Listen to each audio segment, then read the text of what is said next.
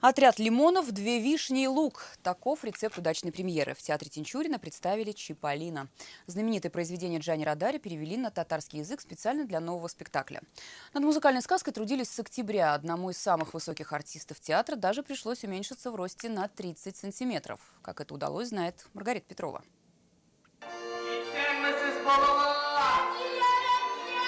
Никаких деревянных лачуг. Итальянский пригород на сцене театра Тинчурина предстал абстрактно, как набор разноцветных панелей, чтобы увлечь зрителей с первой же секунды. Конечно, не только этим. Главная краска премьеры – само действо. Как игра артистов, так и музыкальная составляющая.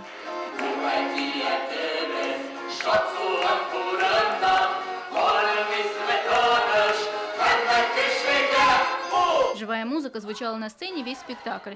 Кстати, только оркестранты не сменили свои костюмы деревьев, а каждый артист исполнил по 3 роли. Вместе с атрибутами меняли и манеры, и голос. Такой прапор, такой вот жесткий человек, который четко декламирует, говорит. Вот, как бы голосок такой. И от сцены к сцене он меняется. Конечно же, есть моменты, когда он смягчает, я смягчаю свой голосовой тембр, и получается типа Чтобы стать круглым помидором, Зульфат Закиров придумал эту походку на согнутых ногах. В итоге уменьшился в росте почти на 30 сантиметров. Не просто было и с костюмами, особенно для Чиполлино. Перешивались рубашка и брюки лишь с 3-й попытки. Актриса стала похожа на мальчишку.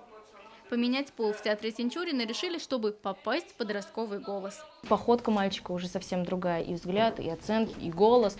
То есть вот это все нужно было находить. Послезавтра я буду играть Офелию, потом в «Угасших звездах Сарвара», а сегодня я мальчик. Вот этим и интересна моя работа, что у нас каждый день, каждый час новые перевоплощения.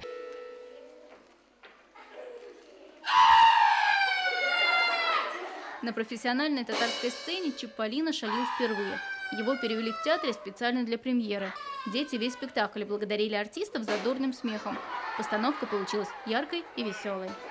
Маргарита Петрова, Айбулат Абдуллин, ТНВ, Казань.